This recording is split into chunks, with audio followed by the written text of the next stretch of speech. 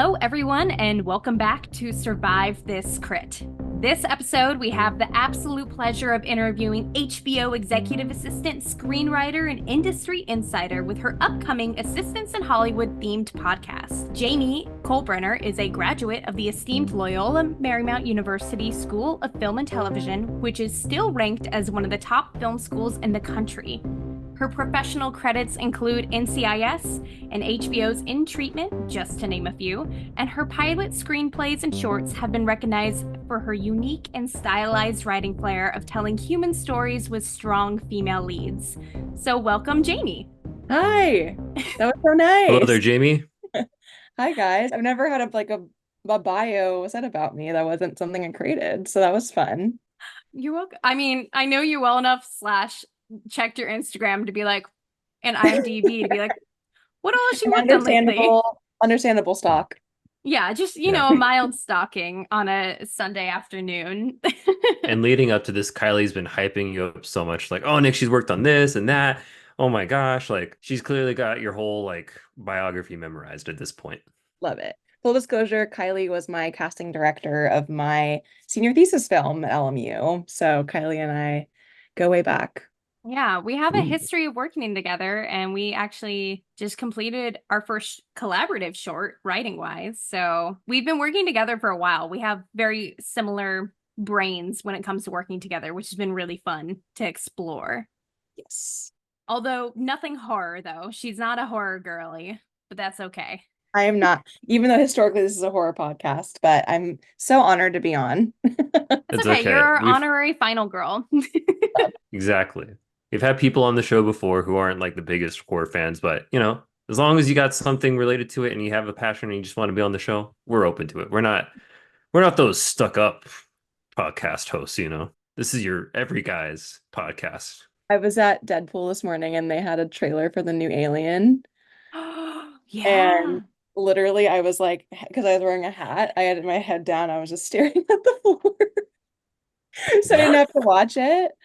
But yeah, That's no, I fair. definitely skew more towards the comedy side, which is like just the complete opposite of horror. Well, So horror and comedy, Whoa. depending on what it is, they go kind of hand in hand. Like we Scream do. is very comedic at times, even though there's like guts ripping open in between. Yeah, Yeah. they're both campy in their own ways. And then Hmm. they all, whenever that someone's successful at actually combining them, then it's fantastic. You look If you at want a George. great example of a horror comedy, check out The Babysitter. That's a fun one. Okay. Okay, Oh I'll put yeah, it. that's on Netflix, right? Should be. Casual Netflix plug. Well, so Jamie, since we're diving into your brief horror history, can you tell us what was the first horror movie you remember seeing and what was that experience like? I have a couple. So when I was a kid, I thought E.T. was a horror movie. That's fair though. I'm still scared of Yeah. Have you ET a seen little bit. E.T.? Oh yeah, oh yeah, oh yeah. It's terrifying, and it's like a little wrinkly guy that's like best friends with a child. So I was just like, when's this alien gonna come out of the sky? He's like a Um, stretched out Yoda, but yeah, it's more just wrinkles. weird, creepy, and like ironically, also the first movie I cried at was E.T. So there were just a lot of emotions going on. Me in that movie, I think. But a very formative movie for me actually growing up was The Shining. And I consider that more like a thriller than a horror, I guess, but it does definitely rank in the higher horror categories, obviously. But I remember when I was like 10 or 11, there was a Stanley Kubrick exhibit at LACMA actually. And because I grew up here, I went with my dad, and it was just like the most amazing exhibit ever. And just like it had all of his props from every movie he's been in and all of that. And so we went home right after we watched The Shining. And That's so cool. it was just a very Mhm. like transformative experience for me, not even knowing I was being a filmmaker yet, just because it's so stylized. Hmm. It's just so much color and everything. So like in the exhibit we saw, how much he centers everything, how he's so purposeful with everything that he does, every shot. It's hard to find filmmakers now that every, shot is purposeful. So it was definitely an early example for me of what, how stylized film can be. So yeah, I would say that's an early one. That's the most prominent one that I remember as a kid. So And that's Mhm. such a good example, though, too, of like pinnacle horror, even though it's more slow burn, there's not like a whole bunch of jump scares, but the story itself is horrifying. I get chills every time I watch that movie by the time I reach the end, and I'm like, I don't know what happened here. But it was like a horrifically wonderful experience. It is. And Yeah, I'm very anti-jump scare. I think it's just a really cheap gag. And if you there's know, I any, have the same sentiment. I tell Kylie on the show all the time of like, you can have a few jump scares. A few jump scares is great, but then you get into like the Conjuring movies. It's like every 5 minutes, I'm like, okay, you gotta chill out. I'm done. yeah, I even think about like the first couple like paranormal activities. Hmm. And they Mm, really only had like one or two. And they were always really poignant. I think about the scene where they're like sitting around the table and the things are swirling around, and then you finally Yeah. see it and how it all kind of built up to that. And there were a couple other jump scares in it, but it's just there's something cheap about it, but also if it's done successfully, it's really great. So yeah. I respect people who love horror. I know like horror like is dominating the box office right now. True. People really love it. I know Longlegs just did really well. So right. yeah, I definitely respect the hell out of it, but I will gladly skip. Do you have a favorite, like a least favorite trope or horror movie then? As because you've talked about the brilliance behind the filmmaking of The Shining, but is there anything that you're like, can't stand this trope or this movie? No, but I mean, to spin that around, now that I'm thinking about it, I really love Get Out. This is not an unpopular opinion, but I love Get Out and I love Oh, No. yes. And they both did a really Mm. good job of subtle comedy. And Mm. just because Jordan Peele, he's a genius and he knows about comedy and how to write comedy and everything. And so I think that he did a really good job of balancing like normal life with not normal life because I feel like I guess this is the pet peeve. It's like horror movies can be just like all negative and not super realistic Yeah. of like I just saw a trailer for a movie where someone's stuck in a house and like with a serial killer family and then it's with James McAvoy. It's this new one. I forget what it's That called. is so on brand for James McAvoy, though. It's really I'm like I can't Yeah. out other than Narnia, so I don't know, like it was just I weird, mean, but he's in like Split and like he's in a lot of split personality, like serial killery type of yeah, he's things. brilliant. I mean, he's a Oh my brilliant gosh, he's such a good actor, but he knows his typecast Mm. really well.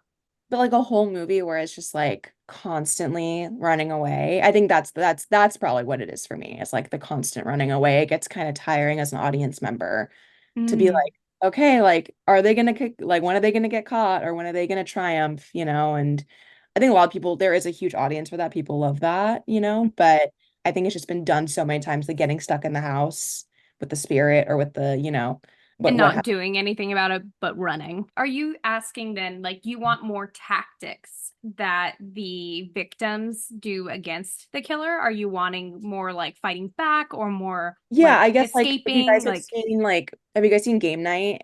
Game night. Oh, yes, yeah, yeah, yeah, yeah, with Jason Bateman, right? Yeah, but that's more of like I guess that's more It's a of a comedy. but there's like, I love Game Night and like obviously like Knives Out. So, yeah, where Hmm. there's kind of more of a mystery. It just feels more three-dimensional, like the writing feels more three-dimensional when there is that kind of like the mystery behind it too. And then also just like the sense of relief at certain points of the film because I think any film should have ups and downs. And I feel like a lot of times horror films just like have an up and a build. yeah. And there's Well, no for there's no like there's no breath. You're not taking a breath as an audience member. There's just constant tension. And I yeah, think it doesn't make the final thing or whatever the scare is hit as hard if you're constantly Hmm. going to have an audience member feel tense. that I don't makes know. sense. That's just like an outside observation, and then like people can probably be in. No, no, yeah, that makes perfect sense. I was going over like why I like the movie It the way that is, and it kind of talks about a little bit of what you mentioned before of like it has a little bit of comedy sprinkled in there, and then it takes those moments to remind you like, oh, these are the kids, and they're doing kids things, playing out in the quarry and stuff like that. So Totally. it's those times where it's like, okay, we get to relax here as the audience. Yeah, exactly. Like yeah, like I said, like it just makes those moments hit harder. Yeah. Mhm. When you are in that low point and you feel like, okay, like you're there with the characters, you know what I mean? Like you're there with the character because you're like, oh, they feel like relaxed and they feel like everything's okay, and then that's when the more poignant scare can happen is because, everyone's guard is let down in a way. So Yeah, Mhm. like, absolutely. whether it's like the night becoming day or, what have you, because it's always like the longest night. Yeah, it's like the world's longest night of Yeah. like feeling like 48 hours and crammed into like a 6 hour evening or whatever. Yeah, you're Well, like, the so timeline's so unrealistic for what Yeah. do you for have what a horror movie that you feel like encapsulates that well? Like that combines both a little bit of comedy, a little bit of horror, like, and is still considered maybe a horror or thriller film? Would you say like Get Out would be one of your favorites for that reason? Yeah, and I think too, like, the horror was in the social commentary of it Yeah. too, and it's like there's so many layers to it, and obviously it's about the Black experience in America, but there's a lot of just subtleties about what, they go through and like how it was translated on screen, and that's why it's been, such a successful movie, one of the most successful horror movies of all time, is just the horror comes through that, and it's like Mhm. the lived experience of that. And so I think it just hits harder too because it is about that. It's Mhm. much more realistic than Freddy Krueger coming out of your closet to claw you open in the middle of the night, or even Pennywise popping up from your gutter to be like, "You want to play?" Like Yeah. there was a lot more realism, and so it seems like that's what you're drawn to, which Yeah, and I could see why in like the 80s, the big characters were the things that, people really held on to, but I think kind of similar to the Marvel universe, it was kind of, no pun intended, like beaten with a dead horse, yeah, you know. So it's just I think people kind of they saw it, it kind of came and went, and like the characters always like come back in a way, but yeah. I think people ended up turning to stories like when you think about like Hereditary that are so like and that are so four-dimensional. And I feel like A24 in general, like when they came into the horror and Blumhouse too, when they came into the horror scene, like that really changed everything. The It horror seems genre. like they made more human stories, Yeah. focusing on the human experience as a whole. Because Yeah. in horror movies, like the victims typically are the humans, but kind of turning the tables on that and making here like the humans, the villains and the heroes, and like playing more into the human experience seems kind of like what you're summing up with Yeah. A24 and Blumhouse getting involved. If you were going to survive in a horror movie, would you take the tactic of being a flight, fight, freeze, or fawn when it comes to that sort of confrontation within a horror universe? I feel like I would be freeze. Fair. I'm not good with gore. That's a huge reason why I can't do horror. I'm not good with gore. I'm I surprised you did this horror short that we both worked on together because Oh, it was there tough. was a lot of gore. It was tough, yeah, and I'm like not good with like needles or anything too. So like I've done a music video before where someone had to get like an IV. Anyway, I'm like I tend to just like step out if they're doing that, and like the director will always respect that, obviously. Like when you're a producer on a film, you're prepping everything, and you want to be on set as much as you can, but if it's gonna make you uncomfortable, then you know just You're peace like, out for those scenes. gotta go. So you're reversed to horror. Why do you keep coming back to working on some horror projects? I think they were just Kylie's referring to a project we were on together when I was at LMU. And it was a horror comedy also directed by Alex Falcon, a good friend of mine. It was a prom like horror short, and Kylie played one of the main characters actually, and it was great. But I think just, I love working with specific directors, and I love people with a specific vision and a unique vision.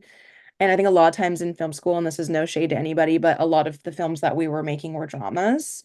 And that was not really the type of, I did a couple of them and I was like, this is nice, and they were really good. But I always lean towards the comedy genre no matter what. And I always loved working on dramas, but it was like, that's not my passion.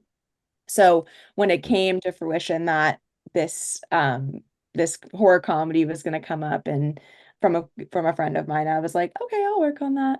But I didn't realize how gory it would be when you're Oh, prepping it, I guess. because as a producer on a student film, you help with the fundraising campaign, you help with the locations, you help with casting. So not so much the like you're not a creative producer, you're not helping with the story. So I guess I just didn't know going into it how much it was going to be. But and then the music video I worked on, it was a ton of fun and it was just like a friend needed some help. So I think I just tend to stumble into them. I didn't actually seek those ones out. But that's a very valid question. Like, why are you working on them if you don't like them? The fact of the matter is like a lot of comedies aren't made, so Yeah. as much as dramas. So it's good to get your feet wet with as much as you can when you're trying to get experience. So Yeah, That's just true. getting your toes out there. So when you were referring to freezing in front of a horror movie monster, you're frozen. The monster's in front of you. oh, I'm getting killed. Oh, 100. Okay. Oh yeah. Okay. So You're just you're gonna stand you're there. like in the very beginning of a horror movie. You're like Yeah. the first one who dies because you see it and you're like, oh, and I'm then also I'm also a horrible runner. I like that's why I was That a explains why you get so exhausted watching all the people run all the time in the I know. movie.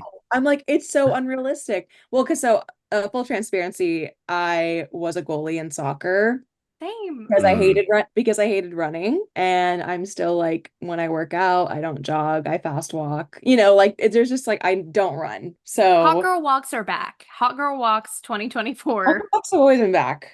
I Mhm. love a hot girl walk. Yeah, it's something I'm not great at. So I think like I'd be able to run for a little bit, but I feel like I'd be the one who would end up like tripping and falling and that type of thing. So That's yeah, fair. At least you know yourself. At least I you're not yeah, coming in like, I'm gonna fight every monster that I see. no, yeah, no, yeah, because like so ever since I was a kid, I've had this deep-seated fear of being kidnapped.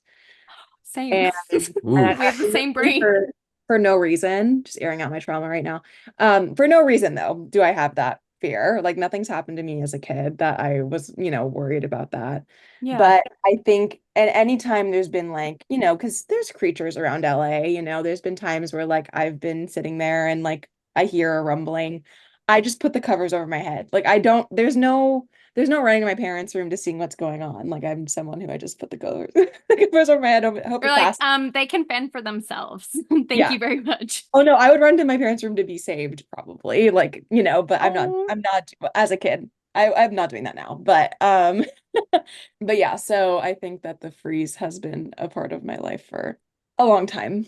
Um and that's not Well, necessarily a bad thing because sometimes it can better inform your decision making. It can give you a minute to like slow down. I mean, or overthink what's happening. or And overthink. not just a Yeah. mhm. squirrel, it's Well, not just I a think squirrel in the backyard. I think both of those are very applicable to how you even got into this industry because our industry is chaotic and unpredictable and sometimes draining. But how did you get into this industry? And like what's been your path? I love that transition. That was such a good transition. It was Kudos. an attempt. No, it was Yeah. good. I liked it. So like I said, I grew up in LA. My grandfather was in the industry. He was a playwright, Oh, and did some screenwriting also. He was a silent actor when he was a child as well. So my mom, he actually did, he was in the Headless Huntman, the original one. oh my Oh gosh. Um, boy. That's so cool. We're yeah, we're as talking a to a generational horror legacy here. yes, okay. I can't even believe I didn't mention that earlier. Yes. So, You um, have legacy powers. All right. We bow to you now. it didn't run in the family though, that my love of horror, unfortunately. But yeah, so my mom grew up, adjacent to that. And so when I was younger, I've always had like a creative, very creative brain. And my mom didn't know which type of camp to send me to during the summer. So she sent me to film camp, Oh, as one does in LA. And I was 12 at the time and kicking and screaming because I had no friends there, as an annoying 12-year-old does. And it was actually Camp Red, which doesn't exist anymore, but it was a camp where we just used red cameras. And nice. right when red cameras were really coming out, and it was shot on Spider-Man and The Hobbit, like that was when, all of that was coming out. And so it was crazy. I was literally like 12 years old working on red cameras. And from the very first day that I was there, I was like, these are my people. This is what I want to do, that type of thing. Oh, And, it was 15 years ago, which is crazy. And so from there, I kind of became like the film girl in my high school. I didn't go to a very artsy high school. I would keep going to film camp, and then I went to LMU for film school, as you said, which was great. And from there, I always have had a producer mindset. I've always been creative and logistic at the same time, and so leveraged that and started producing senior theses when I was a sophomore, and kind of kept going with that. And I graduated 2020, which was Woohoo. unfortunate. Yeah, Um, the same. as Kylie did too. And yeah, so I had only done PA work during college. So I was like, all right, I'm gonna do PA work. And so I did PA freelance. And then I was just like, I can't do freelance anymore. So I kind of hopped off the train a year before, all this freelance craziness kind of started, and went to the assistant path instead. And so made the transition over to the studios. But I love being on set and I miss being on set. So that's kind of my like abridged version of everything. But I've had a pretty weird path to where I am now, but I'm very grateful for all the experiences that have happened You That's along forgot the to way. mention awesome. that you're a very talented screenwriter as well, who Oh, thank you has guys. been Yeah. given awards, been had like your script put in festivals. Like you're a very talented writer as Oh, well, so sweet. Thank especially you. for comedies. Like I had the pleasure of reading and, like you said, casting for a couple of your projects, and hopefully many more to come in the future. Yeah, yeah. I was in when I was in film school, I interned at NCIS LA as a writer's intern. And I had a meeting with the showrunner at the end, which was so scary, but he was like, what do you want to do? And I was like, well, I want to make the creative decisions on TV Mhm. shows. And he's like, well, if you want to be able to do that, then you have to be the showrunner, which I didn't realize. I thought you had to be one of the producers to do that. Right. Um, and so that really shifted my mentality on everything. And so from there, basically just started writing because I was just like, okay, I guess I need to write. And I've had a lot of really interesting experiences in my life. And so, I discovered the phrase, write what you know. It doesn't have to be exactly what you know, but it can be based on things you know. And so I kind of just took that from there. And coming out of school, I had this amazing teacher named Maggie Murphy who taught a creative producing class and taught me how to pitch, how to create my own shows, and do the why you, why now. Like that's a big lesson I've learned from her. And so one of the shows I developed in her class was based on my experiences of being a military girlfriend in the South, because during COVID, my now fiance lived in the South, in Mississippi, and I had never been to the South before, being from LA. And so I wrote a whole pilot about this girl who moves from LA to Mississippi and experiences all the different, craziness that happens with that. And I'm extremely proud of it. And it's my crown jewel of what I've written. And this was like I took a year and a half to write it because I'm such a perfectionist, and I didn't move on. And It's true um in the best way. Mhm. I no it's sometimes in not the best way because I'd be like, I just want to move on to the next idea, but I didn't feel like it was finished. And so it was kind of a curse. But I ended up submitting it to a few film festivals slash like competitions and stuff. And it ended up being a finalist in a film festival it's called NIFTY, which is the National Film Festival for Talented Youth. And if you're 24 and under, you can submit it. So I was like 23 and submitted it, and it was a finalist, and that was really fun. And then it also was a quarterfinalist in the final draft big break competition, which was crazy too. I'd never expected that. So, I've always been like, okay, when I have enough money and power, I'm gonna make that TV show. But for now, just as Kylie said, just writing other things, as they come along. And the one Kylie and I wrote is about a day in the life of, when I was an assistant and the entire worldwide video chat system decided to shut down. But I thought it was a me thing, and I thought I was doing something wrong. That story basically encompasses being an assistant. Like we both took our stories of being an assistant in Hollywood and we're like, Hmm. Because also there's been movies that have come out, I'm not gonna say which ones, movies and like shows that have come out about like, ooh, what's it like being an assistant? Oh, we still drive a $70,000 car and live in an expensive home. And Jamie and Yeah. I had had conversations of like, no, but actually we eat like leftovers, and like we focused our story more on the realities of being an assistant in Hollywood. And I'm curious from your perspective, Jamie, how has being an assistant in Hollywood transformed your opinion of being in this industry as a whole? Ooh, that's a great question. You know, I've had some really great bosses. I have a great boss right now, and they've really taught me that the next generation of people and the current generation of people in leadership are really just killing it. They are the ones that are going to make, the Cheers. decisions moving forward.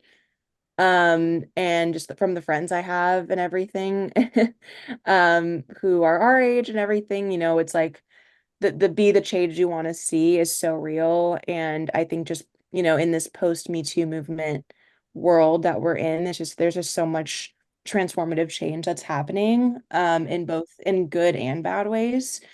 And I'm very intrigued to see what happens in the next couple of years. And that's why my roommate and I started, our podcast too, is that we want to shed, light on what's happening in both the good and the bad. And the not so, I say the good and the not so good, because there's, the realities of what's going on. It's like you can't sugarcoat it. Yeah. But, there is still great things happening and people making fantastic content. Like if you look at Dee that's about to come out, he's an indie filmmaker who was nominated for a documentary short at the Oscars last year, and now he's coming out with the, nationwide release of a feature that, it's just about his lived experiences growing up being Asian, in the Bay Area, so it's just cool to see that people are still making the content, they want to make, but at the same time, like, there's only 20% of the production happening in LA that was happening before. So, it's there's both sides, of the coin, and I feel very lucky that I've worked on set and I've worked at the studio,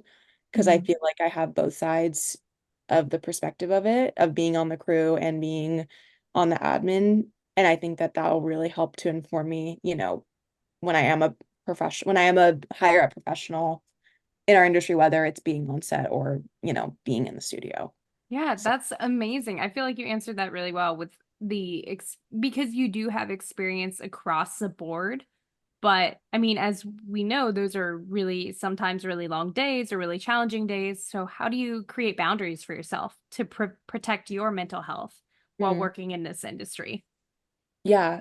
Again, I feel very blessed that I've had such great bosses that have taught me work-life balance. I think it's something they learned from their bosses too. And it's very much like there's kind of like a hazing mentality in our industry where it's like, hey, like my boss was like this to me, so I'm gonna be like this to you, Mm. or Hmm. the opposite, which I've been so lucky to have that, where it's like my boss was like this, so I don't want to be like that.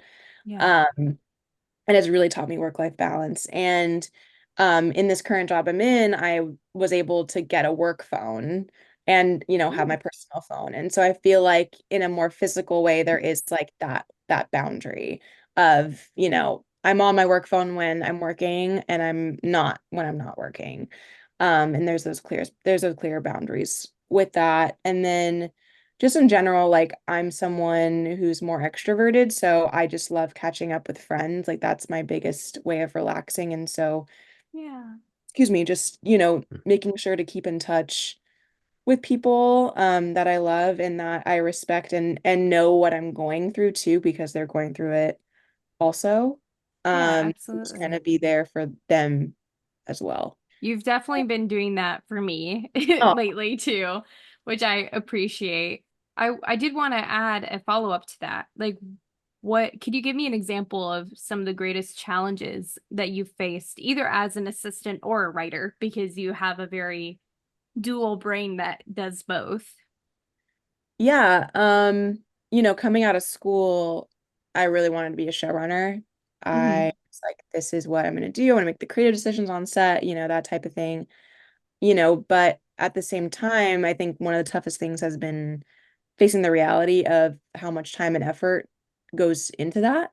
And as someone who is very family driven, that's a big value of mine. I'm very close with my family and I want to have a family one day. It's unfortunately a reality I had to face of like, you know what, I'm not going to be a showrunner because I want to be there for my family. Yeah. So I think that's just been the toughest thing is like knowing and prioritizing what I really want in my life and what really makes me happy. And that's my family and friends. And like, I love my job too, but I don't want it to be my whole life. I think coming out of school, I was like, it's going to be my whole life. And since I was 12 years old, I'm like, this is my whole life. Yeah. Um, but I think just like COVID too, really, it's interesting. It came at the worst time, but also the best time because it really, I think it helped a lot of us to ground ourselves, Mm. and force that time with our family and with our loved ones and make us realize what was the most important thing. Yeah. Um, and so I Yeah. think that's just been the toughest part for me and for so many people. I mean, I feel so lucky that I am from LA and after I graduated, I was able to live with my parents for 2 years so that I could freelance, but not as many people are as lucky in our industry to be able to do that. And a lot of people have had to give up their dream of living here and pursuing a career because they couldn't afford it. So I feel very lucky that I have been able to pursue it. Just the difficulties have come from knowing that the path is not as clear as people say it is. Like Yeah. you start in a room as a writer's PA and then you work your way up to being a showrunner. Like that is just not, there's like 70 different paths to becoming a showrunner. So No, it's true. I spent the last year talking to a variety of producers on how to get started, and every single one of them told me something different, which is great because I have options. But similar to you, I was like, I value my family and I value like that is a choice that I want to make. And that means I can't do certain things. And how did you reach peace with that? What have you chosen to take directionally instead, since you're not necessarily on the showrunner path? yeah, I mean, I guess the piece I've always loved helping people. That's what I like. I'm fine with being helped. Like that's Mhm. okay. But I've always wanted to help people more in Yeah, many senses, but especially in my career and in film sense. And I think when you're a producer, you're the fixer. it's true. And Mhm. it's a skill set. Like you're like someone comes to you with a problem, you process it, you help to fix it. And I think what really helped me to come to terms with that, it was like, you know what? Like I want to be the person that like helps to mend the things that the showrunner, the director don't know how to do. Yeah. And through my, the last few jobs I've had, I've really seen that in practice because I've worked under production executives and they are, they're the studio version of a producer. They're the Yeah. in-house producer basically. And so it's just been really interesting to see how they problem solve that. But also on the other side, like I am a very creative person inherently. And so I always know that wherever I end up, it'll be more logistical, but I do want that creative aspect Mm. within. And so it may not be what I'm doing right now, but that doesn't mean that it's not going to happen in the future because I've done so many different types of things. Like I literally have not had a job for a complete year ever. Oh my. That's Oh actually my So so gosh. accurate to our industry, though. Up until because my I current job, I did not have a job yeah, for I a mean, year. And Kylie knows this, but I was at a job where I got laid off 1 week before my 1 year. So it's kind of like the joke now of like, I need to make it here. And October 2nd will be my 1 year. Okay. So, and it's looking pretty good. Oh, So, here. I'll first knock on some wood for you there. Yeah. so much. So yeah, like long story short though, I've done so many different types of things and it's informed so many, it's taught me what I do and don't want to do. And whenever I talk to people who are like, I don't know if I'm on, a certain path that I want to be, it's like honestly, like there is no path. Like you just need to keep going. You just need to stay on the path. Don't get off the path. That's really like all you can do. But there's not a clear Yeah. direction, not a singular direction that you have to follow. No, because I mean everything is so out of our control. It's not cut and dry. Maybe like it was in the 70s and 80s when it's like you become a studio assistant and then you become the creative executive and then you become the producer. Like there was a very, as far as I can see from like what I've read before, it's like it's very cut and dry. You work your way Yeah. up on a set, you work your way up at a studio, a network, what have you. But I think now everything's so just volatile in our industry and so like topsy-turvy, which brings chaos, but also, it kind of makes more of an even playing field for everyone too. Um, Yeah. so Yes. yeah. So it sounds like you really had a very crazy career, and I don't know how many years specifically you've been in it, but it sounds like in a short period of time you've been jumping from like one thing to the next. It's just it gets me stressed just thinking about it. But taking a moment to just like look back at all of it, what would you say is probably like your most memorable moment so far as in your career as a filmmaker? Filmmaker wise, so I shot my senior thesis February 2020, month before the world completely shut down. And the most memorable thing I had was I was doing this classroom scene because it's a high school based comedy. And I basically just texted, I was like, you know what? I'm gonna text every friend that I've helped over the last 4 years to come in, to say like, hey, remember when I picked up your lunch for you on that set day? Like, can you just come and be an extra, in a scene? Falling in all the favors. Literally, I was like, and that was the only favor I was asking people for this film. And I was like, oh, maybe 10 people will show up. We'll cheat it. I maybe had texted like, God knows how many people.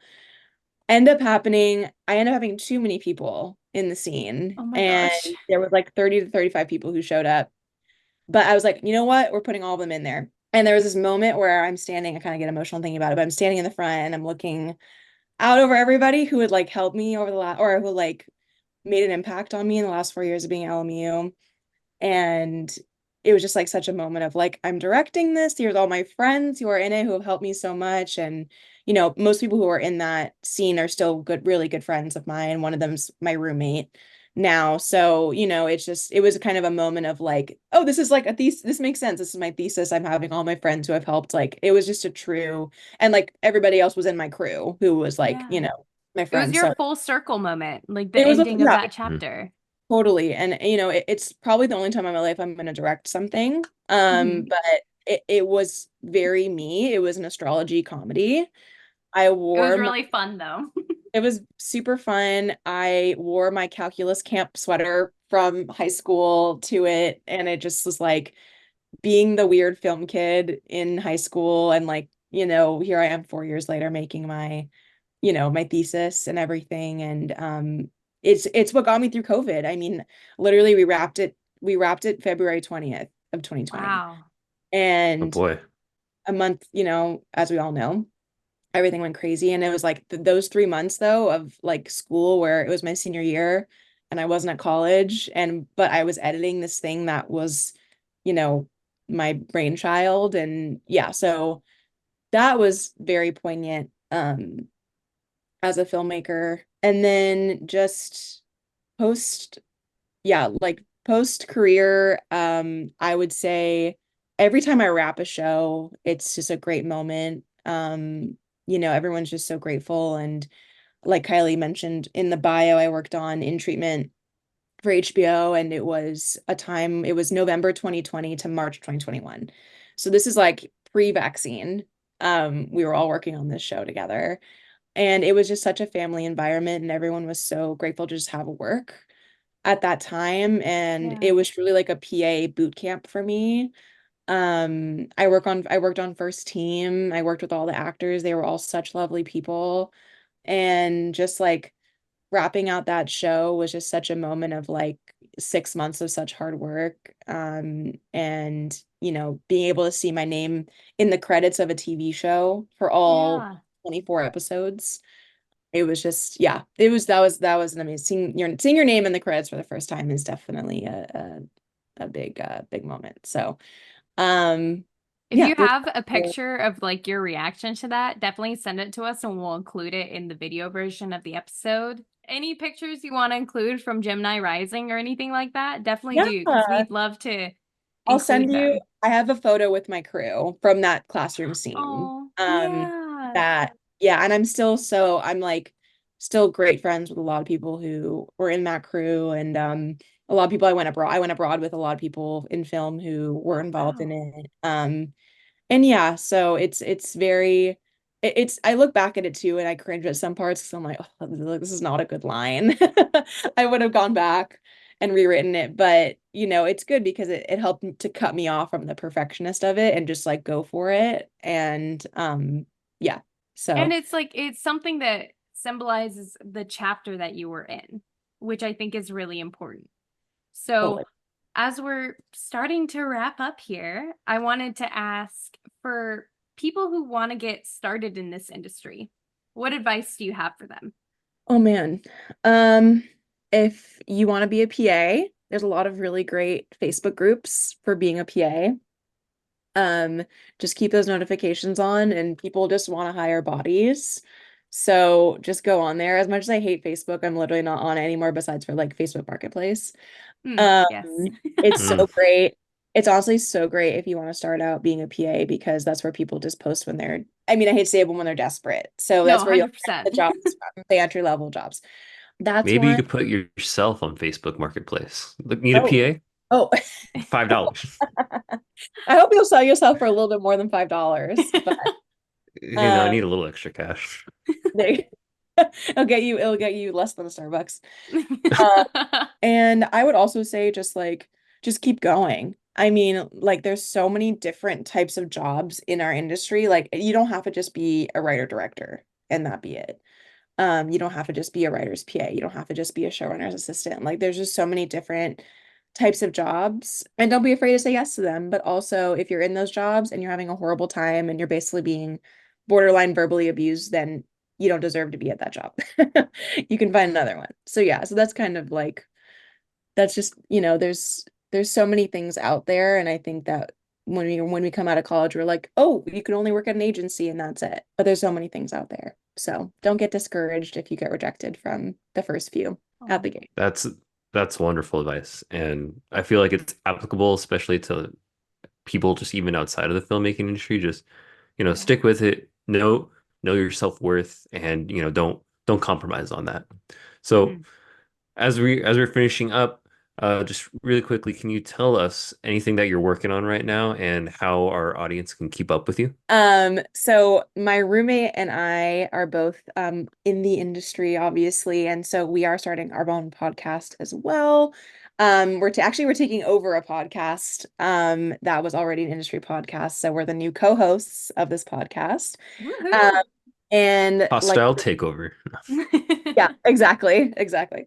Through the computer screen. That's the next horror film, just a podcast that controls another podcast. Like Stranger Things style. Oh my gosh, Um, I'd Oh love that. boy. there you go, write that down. Yeah, Um, maybe Jamie and I need to write that after this. We'll make it great. funny though. Yeah, exactly. We'll insert some comedy in there. Yeah, so we're just going to be talking about every episode's going to have a different type of job that we're going to talk to from all different parts of the industry, unscripted, scripted, animation. Just trying to, get spread the word that there's lots, like I said, there's so many types of jobs out there. I didn't know that being an executive assistant in a production department was a thing, until a job was posted and I was like, oh, okay, that's a possibility, So we just hope to open minds of people and just make sure everybody feels a little less panicked about what's going on right now and just kind of get to the bottom of why things are so crazy. So Yay. that'll be coming soon. And the podcast Can't name wait. soon too. But And we should start insert recording it. podcast name here, their way, if you want. A sparkly like iMovie, those like Yes, transition. I love those. That'll be the name. Yeah, Kai likes to insert those quite often, some of the stuff, and I'm always like, It's true. does it need to It's be here? true. I guess it works. It works. Yes. Yeah. Yeah. Yeah. Follow the podcast. Right here. We'll have an Instagram handle, everything. So we're gonna start recording that next month. So it Yay. should be out starting in like September, October of this year. So yeah, so that'll be on all of the streaming platforms. I can start saying that now. Um, Amazing. Ooh. We'll make sure to so send all of our listeners over to come check you guys thank out. you. Thank you, thank you. Yeah. Vice versa. Thank you again, Jamie, for joining us for our Pester the Guester episode for our It Chapter 1 series. Thank thank you all to our audience for taking a chance just to listen to this episode, and hope you all have a wonderful time. Don't forget to like and subscribe. Bye, everybody. Bye, everybody.